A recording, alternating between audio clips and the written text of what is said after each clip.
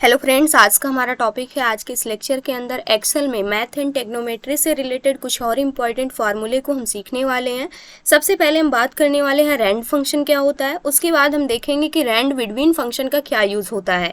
जो हमारा Rand function होता है इसको समझते हैं, इसका यूज़ हम किस कंडीशन पे करते हैं। अब मान लीजिए हमें 0 से 1 के बीच के नंबर्स चाहिए, लेकिन वो भी डेसिमल पॉइंट्स में होने चाहिए, यानी डेसिमल वैल्यू हमें चाहिए। तो उस कंडीशन पे जो हमारा रैंड फंक्शन होता है इसका हम यूज़ करते हैं। तो इसके लिए जो पहले से यहाँ पर वैल्यूज़ हैं इन सभी को हमने यहाँ से डिलीट कर दिया। सबसे पहले जिस भी एरिया में आपको वैल्यू को चाहिए उस एरिया को आप सेलेक्ट कर सकते हैं। मैंने इस एरिया को सेलेक्ट कर लिया है। इक्वल करेंगे, रैंड फंक्शन को टाइप करेंगे, ब्रैकेट ओपन एंड क्लोज करेंगे और कंट्रोल के साथ में आपको इंटर प्रेस करना है। तो यहाँ से अगर आप देखते हैं 0 एंड 1 के बीच में जितनी भी डेसिमल पॉइंट्स होंगी वो रैंडमली यहाँ पर क्या हो चुकी हैं, जनरेट हो चुकी हैं। मान लीजिए हम बाहर कुछ भी वैल्यू टाइप करते हैं तो इस कंडीशन पे ये सारी वैल्यू क्या हो रही है, चेंज हो रही है। तो इसको हम क्या कर सकते हैं, यहाँ से वैल्यू में कन्वर्ट कर सकते हैं ताकि ये वैल्यू चेंज ना हो। सबसे पहले पूरा डेटा हम सेलेक्ट कर लेंगे, कंट्रोल सी करेंगे, राइट क्लिक करेंगे और पेस्ट स्पेशल पे आ जाते हैं और इसको हम वैल्यूज में क्या कर देंगे, कन्वर्ट कर देंगे। ओके करेंगे। अब ये हमारी वैल्यू क्या होगी, यहाँ से चेंज नहीं होगी। जैसे हम कुछ अदर वैल्यू टाइप करते हैं बाकी की वैल्यू चेंज हो रही है, लेकिन इस वैल्यू के अंदर कोई भी चेंजअप नहीं आ रहा है। और ये वैल्यू कैसे जनरेट की गई है, यहाँ पर जैसे लग रहा है कि मैनुअली यहाँ पर वैल्यू को टाइप किया गया है, फॉर्मूला यहाँ पर शो नहीं हो रहा है। तो इस प्रकार से जो हमारा रैंड फंक्शन होता है ये वर्क करता है। अब इसके अलावा मान लीजिए हमारे पास कंडीशन ये है कि जो हमें पॉइंटिंग वैल्यू चाहिए, यानी जो डेसिमल वैल्यू चाहिए वो 0 से 10 के बीच की चाहिए। तो उस कंडीशन पे हम रैंड फंक्शन को किस प्रकार से यूज़ करते हैं इसको देख लेते हैं। सबसे पहले एरिया को सेलेक्ट करना है, इक्वल करेंगे, उसके बाद रैंड फंक्शन को टाइप करेंगे, ब्रैकेट ओपन एंड क्लोज करेंगे, मल्टीप्लाई किससे कर देंगे, जहाँ तक कि आपको वैल्यू चाहिए 10 तक की चाहिए तो 10 से मल्टीप्लाई कर दिया। कंट्रोल के साथ इंटर प्रेस करेंगे तो इस कंडीशन पे आप देख सकते हैं 0 से लेकर के 10 तक के बीच के जितने भी रैंडम यहाँ पर पॉइंटिंग वैल्यू होगी वो सारी क्या हो जाएगी, जनरेट हो जाएगी। अब इसको सेलेक्ट करके कंट्रोल सी करके राइट क्लिक करने के बाद पेस्ट स्पेशल पे आप आ सकते हैं और इसको वैल्यूज में हम कन्वर्ट कर देंगे ताकि फार्मूला हमें डिस्प्ले ना हो और कहीं पर हम कुछ भी टाइप करते हैं तो ये वैल्यू हमारी बदलती ना रहे। अब इसी प्रकार से मान लीजिए 0 से लेकर के 100 तक के बीच की हमें डेसिमल पॉइंट्स चाहिए तो उसको भी हम आसानी से जनरेट कर सकते हैं। तो इसके लिए भी हमें एरिया सेलेक्ट करनी होगी। मान लीजिए थोड़ा सा और एरिया हमें चाहिए, इक्वल करेंगे, रैंड फंक्शन टाइप करेंगे, मल्टीप्लाई किससे कर देंगे, इस बार हम 100 से कर देंगे। कंट्रोल के साथ जैसे इंटर करते हैं आप देख सकते हैं यहाँ पर 0 से लेकर के 100 के बीच के जितनी भी डेसिमल पॉइंट्स हैं वो रैंडमली क्या हो चुकी हैं, जनरेट हो चुकी हैं। अब इसको भी हम फार्मूले से वैल्यूज में कन्वर्ट कर सकते हैं।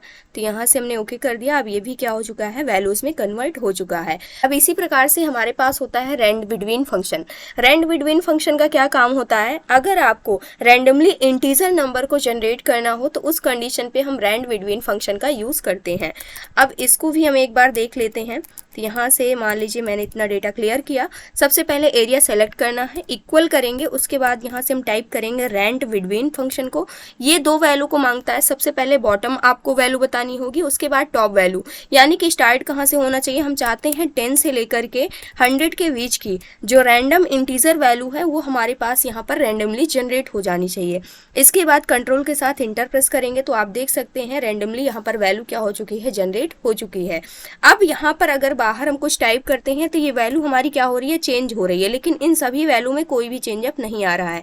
तो इसको भी हम डेटा को पूरा सेलेक्ट कर लेंगे और इसको भी हम फार्मूले से वैल्यू में कन्वर्ट कर देंगे। राइट क्लिक करेंगे, पेस्ट स्पेशल पे आ जाते हैं और इसको हम वैल्यूज में क्या कर देंगे, यहाँ से चेंज कर देंगे। तो इस कंडीशन पे आप देख सकते हैं जो भी फार्मूला हमने यहाँ पर लगाया हुआ है कोई भी फार्मूला हमें डिस्प्ले नहीं हो रहा है।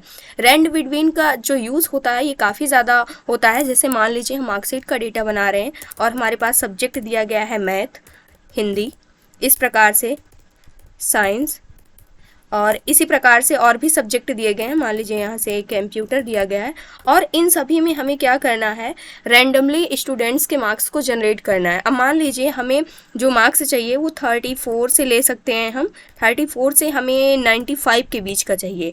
तो इसको या तो हम मैनुअली टाइप करें, तो इससे आसान तरीका हमारे पास क्या होगा कि हम एरिया को सेलेक्ट कर सकते हैं जहाँ पर भी हमें चाहिए, इक्वल करेंगे और इसके बाद रैंड बिटवीन फार्मूले का यूज़ करेंगे।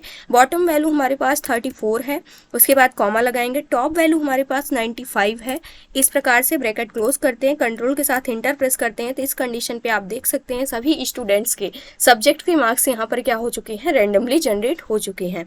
अब यहाँ पर अभी फार्मूला डिस्प्ले हो रहा है, फार्मूला बार में अगर आप देखते हैं तो इस फार्मूले को हटाने के लिए हम क्या करेंगे, select control C, right click, उसके बाद पेस्ट स्पेशल, उसके बाद हम इसको वैल्यूज में कन्वर्ट कर देंगे, ओके करेंगे। अब ये हमारी वैल्यू कभी भी चेंज नहीं होगी, अगर हम कुछ भी काम करते हैं बाहर तो ये वैल्यू पे कोई भी इफेक्ट नहीं पड़ेगा।